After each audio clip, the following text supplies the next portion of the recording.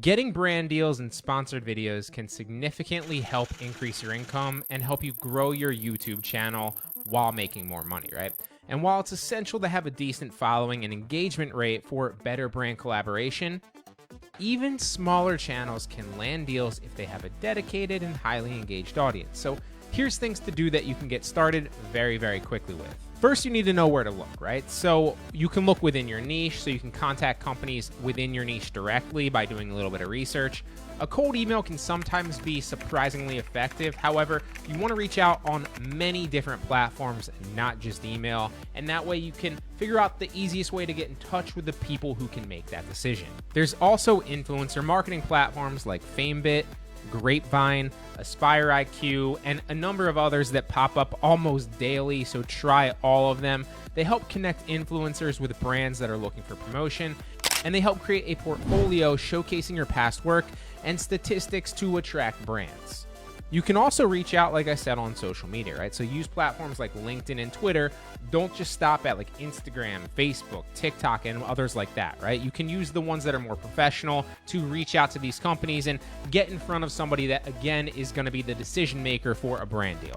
You want to make your interests known, and you don't want to hesitate to participate in industry-related discussions and demonstrate the value that you possess and the expertise that you have as a channel, and your following obviously trusts you with that. Now, if you do have agency representation, if you have a significant following, then a talent agent might be able to help you get more high-profile collaborations, but the majority of us don't have that, and so that's why you need to do the research yourself. You need to do the outreach yourself a lot of times while you're building that initial following.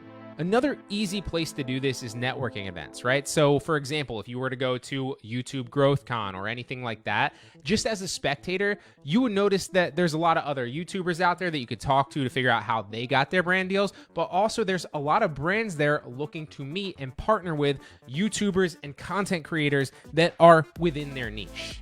And it goes without saying, it seems like common sense, but previous collaborations are probably the best place to start. So if you've already done some sponsored content with anything, then consider reaching out again to see if that brand is interested in another go-round. They always say that it's tougher to sell a new customer than it is to sell a previous customer again, right? Well, the same concept here goes with somebody that you worked well with in the past, right? If you've done a good job, if they like the video that you produced and it got some sales, well, they're going to be more inclined to then go with you in the future and maybe just make some slight adjustments. You could also ask your audience as well, right? Because sometimes your audience can be a great resource for brands that they'd like to see you collaborate with, but also a great resource for software or programs they're using. And then you can obviously get that idea and reach out to that company. So test your audience, right? Ask them what services, what programs they'd like to see you cover or review.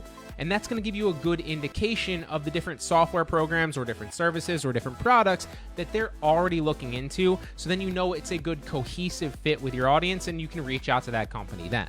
Another key insight here is it might be beneficial to have a media kit prepared when you actually reach out to companies. So a media kit simply outlines your channel stats, right? So your subscriber count, your average views, your audience demographics. And a lot of people think that this is super complicated, but it doesn't have to be. You can find all this in the back end of your analytics, literally just copy screenshots, show them exactly what it is that your audience engagement gets, the different demographics, right? Like what's the age group, how many women versus men, etc. What's your average view duration on a video, how many returning viewers you have, all that good stuff. That's what companies want to see, so they can kind of have a quantifiable number that they can estimate is going to be able to view that video both immediately but also going forward into the future.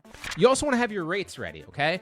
One of the things that I get a lot from newer creators is, okay, they'll find somebody that's interested in maybe collaboration or a brand deal or a sponsored video post, and then they have no idea where to start, right? Have a rate ready. I typically have a rate for a long video if it's something that makes sense for me and the channel and the audience, right? I'll do an entire video on a software or a tutorial on a specific software, right? If it makes sense, and then I'll charge for the entirety of that video. However, oftentimes I'll just mention something as like a little segment in a video, and that is like a 30-second ad clip that you can charge for as well if somebody were to reach out to you. You can also say like, hey, I'm not going to make an entire video on this, but I'd love to mention it in a video that's related, so you know that the audience watching that is also interested in your software or your product or your service, and then just sell a little one. And that's a really good way to get introduced to brands, start working with them, but also it's a really great way to get you some experience because you don't feel like you're charging thousands of dollars for a brand or a sponsored video when you don't really have a lot of experience. So get your feet wet with a little ad creative that's like 30 seconds. Play around with it. If you want like a good example of somebody that does this extremely well, check out How to Beast on YouTube. He's a fitness YouTuber. He always has like these really cool, innovative ways that he's kind of introducing new brands and new sponsors into the channel, and he makes it fun. He makes it exciting. So you can do things like that. It's a really good way to get your feet wet, and also you can charge a pretty penny for it as well, a few $100 depending on how big your channel is, to maybe even a few $1,000s if you have a bigger channel. And that's for a 30-second to a minute advertising slot within a related, keyword there, related video. And also, this should go without saying as well, but always have a contract in place to secure the terms of each party, right?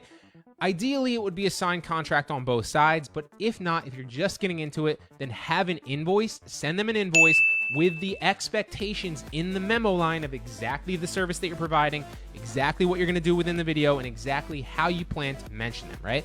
That's really all you need from the get-go, but always have some sort of agreement in writing that you both can look to and say, hey, this is the terms of the agreement. You pay me X, I deliver you Y, and then we know that we're both done. And one of the most important points of this is sometimes people get caught up in brands and sponsorships and getting like partnerships where they can increase their income, right?